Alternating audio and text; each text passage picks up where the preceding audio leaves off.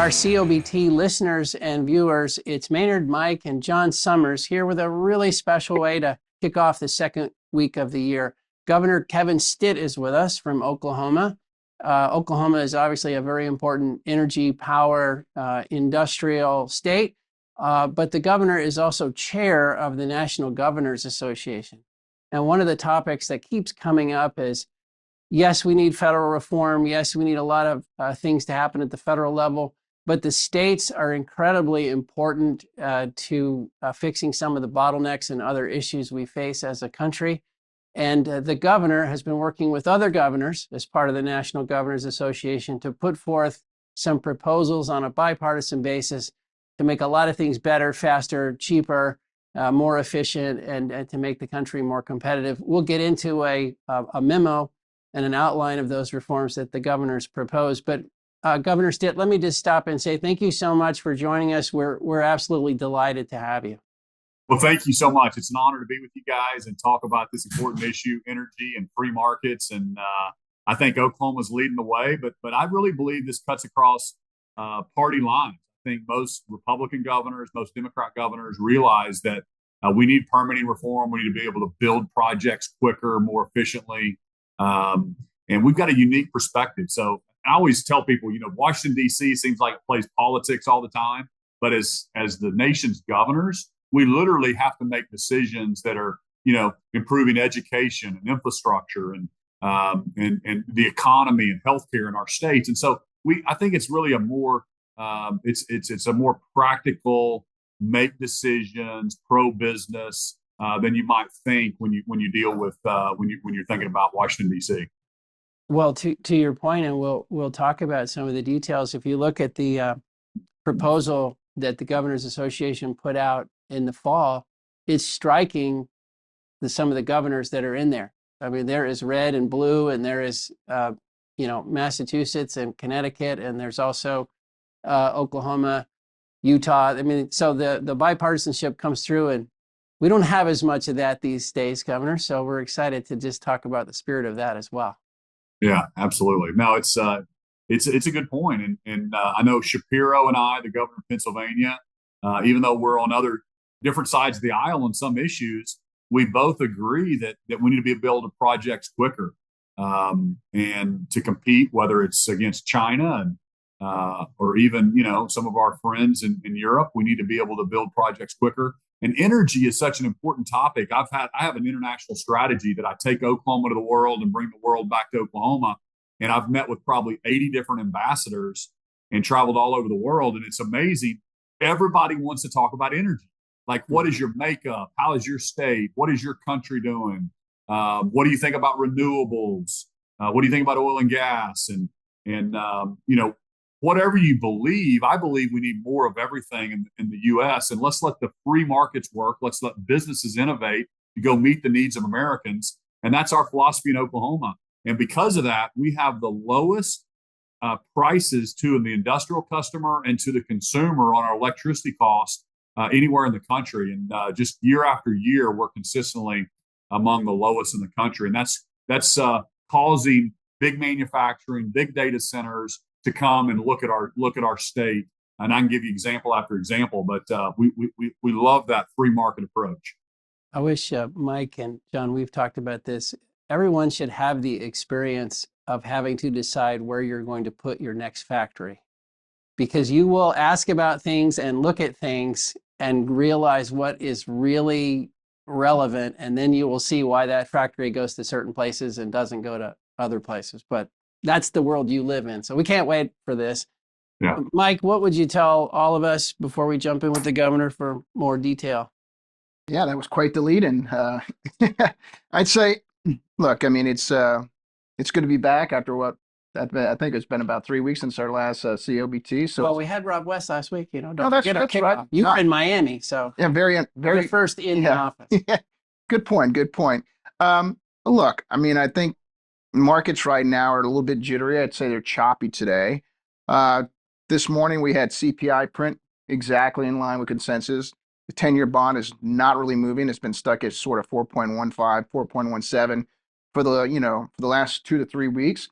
Tomorrow we're going to get PPI is going to print. If it prints in line with expectations, I think it's just going to be this slow walk to January 28th when the Fed is going to have their next FOMC meeting. I'd say with that meeting, expectations say 3, 4, 5 weeks ago was they were going to cut again, and I think expectations are building that they're not going to cut. If they don't cut, then everyone's eyes are going to be on that meeting. They're going to be talking about, okay, who's Trump's nominee for Fed chairman. So there's going to be a lot of a lot of gossip, a lot of craziness over that. So tomorrow we print in line. If we do, big date is January 28th, which is actually on my birthday as well. So be ready for that for some fireworks there. I say today the news, and maybe the news this week is WTI prices up around $2 today. It's up about $4 year to date. And last week, the week before was more about Venezuela. What's going to happen if Venezuela production comes online? How low are prices going to go? How are U.S. companies going to benefit? This week, all the focus on markets is Iran, the tensions in Iran. That is why oil markets are up today. Now, and this week as well. What I'd say with the oil markets, it's really interesting is because, most people are in the camp that first half of 2026, oil prices are going to be under pressure because of this global oil surplus. We don't think as much as people think, but that's been out there. You add on Venezuela, and it's just sort of putting a cap on crude oil prices. The issue with this Iranian tensions is that, basically financial length in crude oil is very, very short. Last week, we were at Goldman Sachs Energy Conference, and just this last week, there was basically a survey with Goldman Sachs institutional clients, and 60% of their clients are either bearish or slightly bearish crude oil. That is a 10-year low in oil sentiment. So you have a 10-year low in oil sentiment. You have the market max short. If anything happens in Iran, crude oil could be very explosive here. And so we just throw that out there, and that's why we've seen the move so far here. I say from an a broader market standpoint, then S&P is up 1.5 to 2% this year. Well, what's interesting is the names that are massively outperforming are cyclical names. That would be the energy sector, the industrial sectors, the material sectors. And actually, materials are up around 7% this year. And I think the reason materials are leading the market, and I think the reason cyclicals are leading the market, I think people are getting more optimistic that 2026, the global economy is going to be accelerating. And so those names are outperforming. The last thing I'd say with the broader markets is the Russell 2000's up around 6 to 7% this year as well. S&P is up 1.5, 2%. That's a wide divergence there. And what it tells me is that people are moving away from technology, moving into more cyclical names. We haven't seen that in quite a while. If we see this continuing, that's a really good development for markets because that's healthy to have market breadth spreading to the rest of the market. So that's what's happening. It's early in the year, so we'll watch that.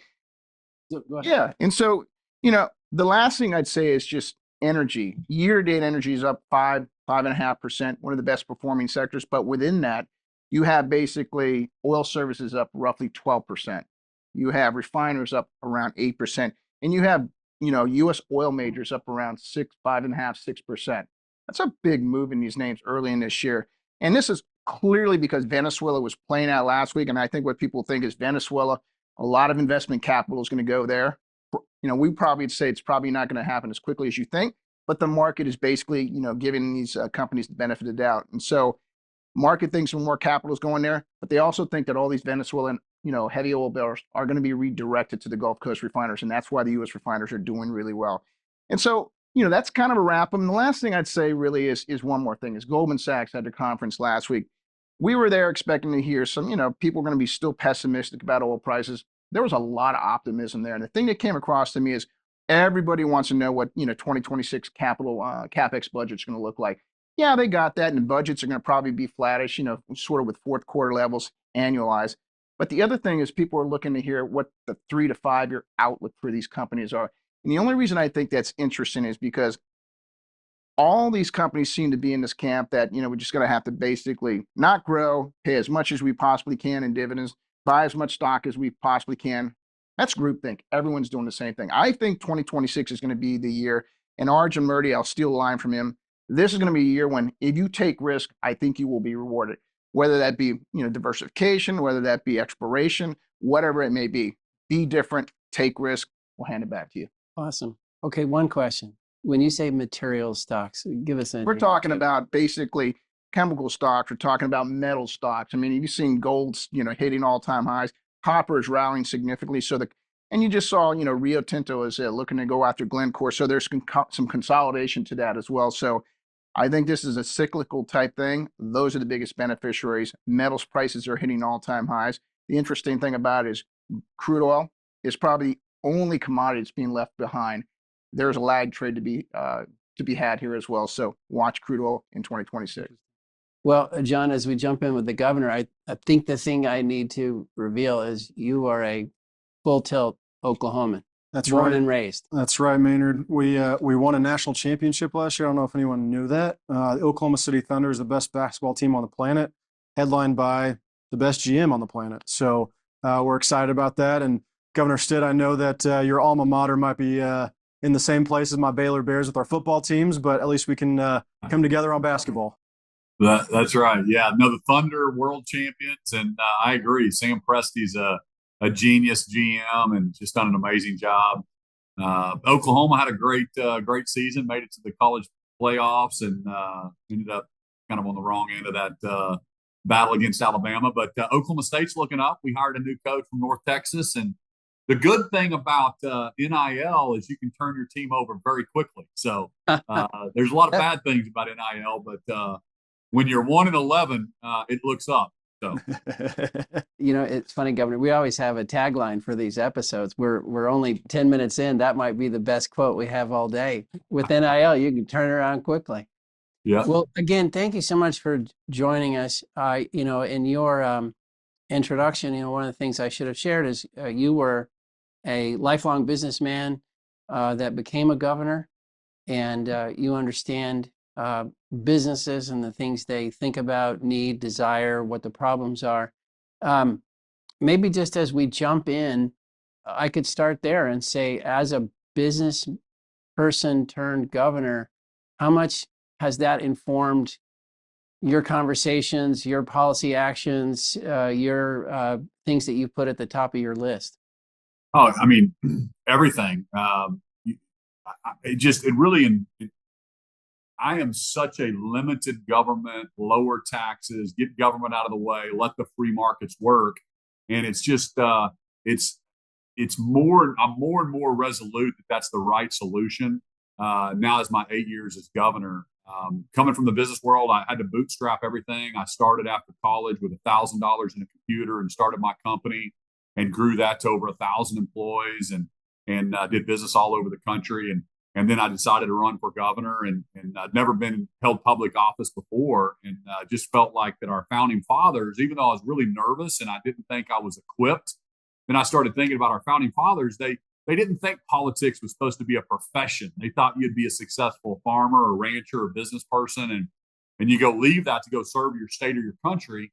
And that's exactly what I did. And I plan on going back to the private sector and cheering on the next guy and living under the same rules we have to pass. So that's kind of how I think about it. But like, for example, we passed behind the meter this year. Back to this whole energy topic, because we have public utilities in our country. And these public utilities, I found that some of our big businesses would come, or a new factory wanted to come in, or a data center, and they were being told, oh, it's going to be 5 years before we'll give you a gigawatt of power, or 500 megawatts, or get in line, or here's the pricing. And so I passed behind the meter, which is a free market approach to hold everybody accountable. So now in Oklahoma, you can go sign a long-term contract with our natural gas producers. You can put your own gas turbine in, and you can create your own electricity for your own factory. Well, what does that do? It gives you the flexibility now as a business person to say, I don't have to just be a taker for whatever the public utility gives me. I can actually do the math and decide if it's going to be better for me to develop my own project and create my own electricity. So we're getting tremendous looks from all over the country because of that behind the meter legislation. Does that, not to get into too much of the weeds, but does that, those provisions, would it allow for that power that's behind the meter to be put onto the grid as needed? So that not at this time. The way we had to get that across the finish line is we had to negotiate with a lot of different factors, as you know how politics work. But let me just tell you this: as soon as there's a need for power, if you have that power right there in your own little, industrial park or whatever, Well, that'll be very quickly for you to do an interconnection to the grid. We're in the Southwest Power Pool with 17 states here in the Midwest, and I know that's going to be the next step. That if you have excess power, as we have more demand on the grid all across the country, or if you have some kind of rolling blackouts, well, of course they're going to want you to sell that back to the grid. But right now, that's not part of the deal. So one thing I was just struck by, you said in the lead-in, limited government, free markets. I think one sentiment we run into right now, Governor, is it seems like both sides of the aisle, particularly in Washington, D.C., both sides of the aisle tend to want to lean in and do something. They may have different choices, but they both have that same instinct. Like, I'm not the limited government person. I am getting directly involved. What do you find with the governors, like that sentiment of limited government? It seems like it's in short supply right now. I mean, I hear some of my Democratic colleagues talk about, well, hey, we have a housing crisis, so we need to build more houses. I just think that's a terrible idea. I think that you need to remove the obstacles, and developers will come in and you'll have capital flow in as long as it's wanted, and you kind of help deregulate and you create an opportunity for maybe the developers to do their own infrastructure, to get paid back for water infrastructure, sewer infrastructure. So to me, it's always a free market approach. When the government tries to fix one thing, they break 25 other things. And you can see that time and time again. And I'll give you an example. Oklahoma, he mentioned West Texas WTI. That's priced from Cushing, Oklahoma. Okay. So that's where WTI is priced from when the barrel of oil gets there, because it's the largest oil reserve in the country, commercial oil reserve. And we've got pipelines all over Oklahoma and from Canada to Cushing. And so one of our big pipeline companies was explaining to me, their CEO, that it costs twice as much. Think about this right now. Twice as much to permit a project as it does to actually build that pipeline.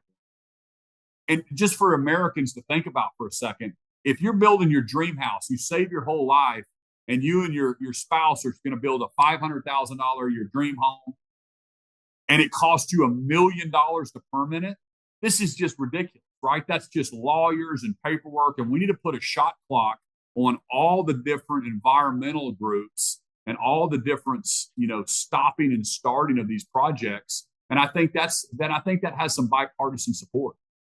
Well, we referenced up front the memo and the proposals that the National Governors Association put out. When you're in the room with those governors, maybe talk to us about, if you don't mind, those dynamics and how did you become chair? And then when you sit with these governors, like right now, California is not a signatory to your memo, but they're proposing a billionaire's tax. And as a result, billionaires are leaving the state. What is happening in the room? Do most governors get it when it comes to, capital can leave, businesses can leave? We're in a competition here. Just talk to us about some of those discussions.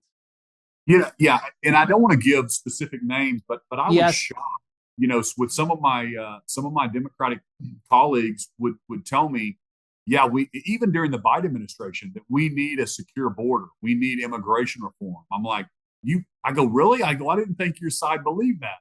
And they get it. Even some of the governors that have been blocking, pipeline developments. I'll have some Northeast governors call me and just say, how come your electricity cost is so much lower than ours? We're having problems. We're paying twice in some cases for electricity to our consumers that you are. And I'll get them in touch with some of our pipeline companies in Pennsylvania. Delivering natural gas to the Northeast has been blocked by certain states for years to stop pipelines from going through. And this is what Americans need to understand. Instead, we're getting Russian tankers full of LNG, that's liquid natural gas, to come into the Boston harbor to deliver natural gas to the Northeast instead of supplying it from Oklahoma and Texas and Pennsylvania. It makes no sense whatsoever. And so I think when you can get people privately behind closed doors and you talk about it, we can come up with solutions. But then politics gets involved, and if this governor is running for president, and then they can't really talk about that, or they'll lose this wing of their. And that's what's so wrong with America right now. As you think about, quote, the problem, because you referenced there are groups that are just opposed to development, environmental or otherwise. There are courts that extend stuff. There's obviously a Washington kind of permitting sort of labyrinth you have to go through. There's multiple layers of regulatory approvals at different entities. If you had to point to one problem, like where you say, okay, that's the center of it, and then let's expand out from there. How do you think about this problem? How do we best attack it? Well, first off, I think it's having one federal regulator that one neck to choke, right? And then put a shot clock on them, so to speak, to say, you can't drag this out and then make the permitting process start over day one from administration to administration. I think you have to give companies assurance. And I'll give you an example. And I'll even pick on our side a little bit too, because, the Biden administration killed the Keystone Pipeline. And then the Trump administration brings it back. And then the Biden administration kills it. And then the Trump administration wants to bring it back. Finally, the developers are going, no way, time out. I'm done. I'm done fighting this battle. And I'll just give you that example. There's already 2 pipelines from Canada to Cushing, Oklahoma right now. The Keystone XL was going to be the 3rd pipeline. And one of those pipelines that's already built is called the Keystone. So this is all nonsense about, oh, it's an environmental issue. The safest way to move oil and natural gas is by pipelines, and there's 2 already there. There was going to be a 3rd one. But what cheese were you moving? I think the railroads got involved, and they said, you know what, we're going to lose some business, and so we're going to create this environment. Then you got Indian tribes getting, paid protesters. And I'm sure there's legitimate businesses want to take care of the environment. They want to take care of their employees. They want to take care of their customers. And sure, they want to make a profit, but nobody's out there trying to destroy anything. We are good stewards. Businesses, I believe, are good stewards of trying to do the right thing. How do you think about one of the things that's been going on now for a long time is we're just moving from thing to thing, right? Like all of a sudden Venezuela is dominating the headlines, and this week it's Iran, and next week it'll be something else, and it's kind of the world we live in. It becomes easy, it seems like, for regulators, but also politicians, to take their eye off of long-term fundamental change, like what you're proposing. Like, how do you and the Governors Association, how are you keeping this on people's agenda? Yes, there's a lot of distractions in the world, but we need to keep pushing, keep the focus. How do you just keep everybody rallied to make this happen? Well, I think, some of those letters that we're talking about, the national governors will all be in Washington, D.C. in February. We'll meet at the White House with Trump administration, the secretaries. And I said I was going to pick on our side as well. So right now in Rhode Island, we have a wind project that one of the governors told me about that's 90% complete. And it's being canceled right now. And so the point is, I believe it's bad policy. It's bad long-term for the United States. When we go from pendulum swing to pendulum swing, we can't weaponize the Department of Justice. We can't use our political influence just when we're in power to squash the other side. And I know they did it to us first, and so we're going to do it back. And so there's all this back and forth. That's where government has to let the free markets work and say, here's the rules. If you follow these rules, then we're going to approve these projects.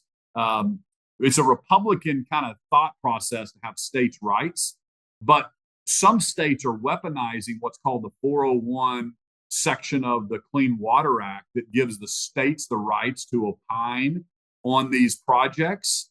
And they're basically using that leverage to stop projects coming across their state. And again, that's just letting politics get involved. And so where does your state get to keep my state from selling my asset or me delivering it to another state? You see what I'm saying? Just because I have to go through your state, do you have the right to keep me from, making Oklahoma using our natural resources and selling it to a state that wants it? So again, it's a complicated question, but when government comes in and you get politicians that think they're smarter than the free markets, that's where you have the problem, in my opinion.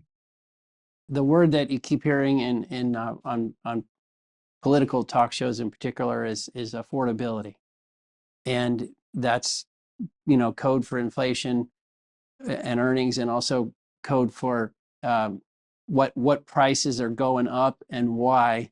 And of course, as energy people, one of the things that's dominating that conversation is power, and power prices. The perception people have is power prices, they are going up. They have been going up. We got a lot of need, and it's a really complicated topic because you have different ways. States all have kind of different ways of doing it. I think the number we heard was there's 3,000 different entities in the United States that produce power. How, from a policy standpoint, how do you think we can communicate to the nation what the issues really are in power, how they can be addressed? Because you can feel the finger pointing beginning in this power conversation, like, well, it's renewables, well, it's the data centers, well, it's whatever it is. What do you think about the power debate and our ability to get it right? Yeah, well, first off, I believe that we need to educate young people and Americans about where power comes from, right? We kind of take it for granted. You flip your light switch on or you plug your cell phone in at night. Where does that power come from, right? Well, it comes from natural gas, and it comes from wind, and we need transmission lines to get it there. And so I think first off, it's an education piece. And I'll give you one example. You remember Winter Storm Uri? Yeah. So a couple of years ago, Oklahoma, all through the Midwest, unseasonably cold weather. Texas had some rolling blackouts during that time. Oklahoma did pretty good, but our natural gas, we normally are less than 10% coal in Oklahoma. We're about 50% natural gas and around 40% wind, right? We're one of the biggest states for electricity generated from wind. But during that time, the wind was frozen. Wind turbines were frozen. And our natural gas coming out of the pipeline got frozen. So luckily, we were able to take and go to 50% coal during that time.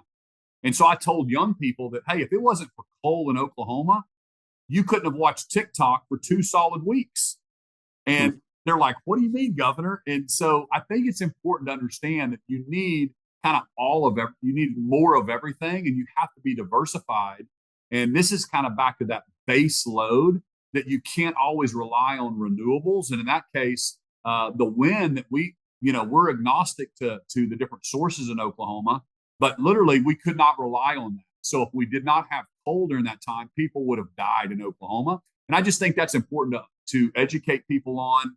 And again, it is a free market solution. Businesses will come in if they see a disruption, if they see margins increasing, if they see a return, they're going to invest capital. And why are we making them invest the capital to do the project plus twice as much on nonsense and permitting and all the different things? That's like third world country type stuff. And I just think that's where Americans need to understand what's happening. Mike? Yeah, thanks for being with us, Governor. I think, we've been talking about this for, God, I don't know, 6 months to a year, that price at the pump used to be the thing you would go after voters. That's sort of a read on inflation in the U.S. and affordability in the U.S. And Trump has used that to a T perfectly. But the other thing we've been saying is that price at the plug is a new price at the pump mantra. That's where all the inflation is at right now. That's where it's going to continue to be. And one of the interesting things that we got when we were at the Goldman Sachs conference, and the sense we got from attendees there as well as companies, is that nobody's going to do anything until the midterms are done, until we understand what's happening here. We saw Virginia, New Jersey, the governorships were won by Democrats because they used this affordability issue. I guess my question for you is, you're on this, you're trying with other governors to basically get affordable electricity and stuff of that nature. Why is it in their best interest to basically go along with anything until after the midterms like everyone else thinks? Or are you seeing that at all right now? People backtracking at all? Because it seemed like there was some momentum, but I don't know. Yeah. Well, first off, the state governors, we can only, we can push our federal delegation and we can tell them what we're seeing from the state level, but ultimately, the interstate commerce, the things that the federal government has to get involved to permit for us is really the issue. And everybody knows it's broken, but the federal government is so big, it's just it's hard to move. But that's an interesting question. Politically, why are the Democrats locking up? They probably, if I was going to answer it truthfully, they would probably lock up and not want to give Trump a win, right? So they think they've got a winning issue. They just won these two governors' races. So why do we want to give him some good policy victories? Because we think this is a great midterm talking point for us. And that's why people hate politicians, right? Because they can see right through it. The American people can see them focused on it's a game instead of actually doing the job you're hired to do, which is to make America great and to fix an issue when you see it. We now the game becomes, well, how do I get in power? How do I get more seats in Congress? And I think that's why people are so disenfranchised with the model right now. And how you fix that, I don't know. It's from my seat, it's you're going to have to elect more patriots, and you're going to have to elect more people that have a better job in the private sector than they do, that's hitting the best job they've ever had, and they're not trying to get more Twitter followers. They're literally trying to serve their country and then go back to the private sector. Yeah, Governor, thanks again for being with us. You mentioned it earlier, but one of the things that Oklahoma is unique in, and maybe not in concept, but in scope, is tribal relations. And as you start thinking about all the work you're doing with the national governors, how are there any unique elements of tribal sovereignty or tribal governance that's come out of the recent Supreme Court decision, particularly as it relates to energy infrastructure? Yeah, well, I'll have a different perspective on this stuff because, I think all the tribal sovereignty stuff is it's super weird, right? How can you have a sovereign nation inside the United States of America? And how can we give over our sovereignty or what's better for Americans to another government? That just is not, I just think that's weird. And I'm an American Indian. I'm a Cherokee. So I tell people all the time, Cherokees in Oklahoma look like me. There's no blood quantum. You can be 1% and you can have your Cherokee card. And so I'm an American first, right? And so we've got political leaders inside tribal governments that are weaponizing that for personal gain or for, hey, I want to get more money from the federal government.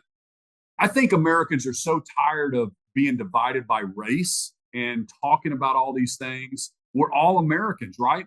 We believe in the meritocracy of free markets and the American dream. And so I just think it's ridiculous that we're deferring to different groups and saying, oh, well, you that's why this thing is dragging on, is because we're saying this person gets a say in what in a pipeline project and they get to kill it because it's all about money. And they're saying, well, they don't want that coming through their land. Well, this is Americans' land. And as long as the developer buys that from the individual owner or gives them, it buys an easement, that's the way this has worked for thousands of years, right? So why are we reinventing this thing? Well, the other question I had was, as you think about the next, call it term, the next 3 to 5 years, it seems like to Mike's point, a lot of the focus has been on retail price at the plug. What are the issues that people aren't talking about that you and your team are very focused on? I think that's a big one, and I hadn't heard Mike say it that way, but price at the plug is that may be the new thing that people are talking about in the next elections. But I think, to me, it's back to, is there a way that we can push Congress to actually have real reform regarding permitting reform? Because if you believe that wind is the future, you're going to need transmission lines, right? If you believe natural gas is the solution, we're going to need more pipelines. So we have to be able to build projects quicker, and things shouldn't take 7 to 10 years to get them off the ground when other countries can do them in half that time. So again, I think those are the biggest issues, working through the politics of it. But I think if you educate, I always tell people this: if all 4 million Oklahomans could sit on my couch in my office, I believe it's a no-brainer what to do and how to get things moving. But it's 30-second commercials and getting the electorate to sit down to understand the issue. Where does electricity come from when you flip your light switch on? And why is it important? Why are you paying more now than they do in Oklahoma? It's because your government officials are not letting you develop more projects. The other unique element of Oklahoma is the power exporter, which very few states in the country are. And it also has access, as you pointed out earlier, to the Southwest Power Pool. How do you view some of the segmented nature of the American power grid? You mentioned it earlier, and obviously you're trying to push some ways to make that a little bit more integrated. But how do you think about that, particularly with Oklahoma being a power exporter? Yeah, I went and visited the Southwest Power Pool, headquartered in Little Rock, to find out, why we're sometimes it taking 5 years to get a interconnection to the grid. If I wanted to add more power to it, and it's complicated because they're trying to balance with 14 states. Texas has their own grid, and that has its own complications. But that's an interesting question. Every one of these power pools around the country, it makes sense to share electricity as we need it around other states. But yet, because of that, sometimes you're beholden to a regulatory body that doesn't let you build. And that's why behind the meter became so important for me to get across the finish line this time. And then I threatened to pull us out of the Southwest Power Pool, which really forced the conversation a little bit to approve more natural gas developments, more baseload developments, because during the Biden administration, everything was about developing more, renewable type developments, right? And they were kind of backburning the natural gas development. So I think those things are really, really important. Again, the big picture here is let the free market work, let government out of the way, and I guarantee you, whether it's nuclear or whether it's solar or anything, the businesses will step in. And I'm not for more government subsidies on these things. I'm all about letting the free market work, and it has served us very well. And we're the envy of the world, and the American dream is alive and well. And if we will limit government, it promotes the middle class growth. I truly believe that. And but when we go more regulation, the rich get richer and the poor get poorer, and you squeeze out the middle class. That is wrong for America, and you deregulate, and you've got a stronger middle class. So that's the solution. And anyway. Well, that's an awfully good wrap up, Governor. I know we're losing you. You got to move to a next meeting. Can I ask you to comment on one thing that was really interesting in your the proposal you guys made? And we'll attach this proposal to the podcast. Everybody should read it. But one of the things you talk about is when the federal government gets involved and there's federal funding, that just brings with it a whole host of issues, right? In terms of like the timing and the complexity. And one of the things I think people miss about Texas having its own state grid is that means Texas is in control of it and can move faster and fix it as it wants to, as opposed to some interstate type grid. Can you talk about that piece in particular, just getting the feds to make it easier to use their money? Yeah, I'm not an expert on that, so I hate to really. I don't know the answer to that. I've thought about that a lot. Like, what does Texas figured out? Should I propose that in Oklahoma? I hear both arguments. Then you don't get to invest in the grid as much. So there is some advantages of our federal government helping us with the overall infrastructure of the transmission lines across the country. But and I'm not an expert in the overall electricity grid and how it moves. But there's plenty of smart people that can figure this out. And I believe that if you do, the states would like to be a little bit more in charge of that. There's no doubt about that. Because we understand our people. We understand, do we want to do eminent domain on this situation? Do we not? How does this work?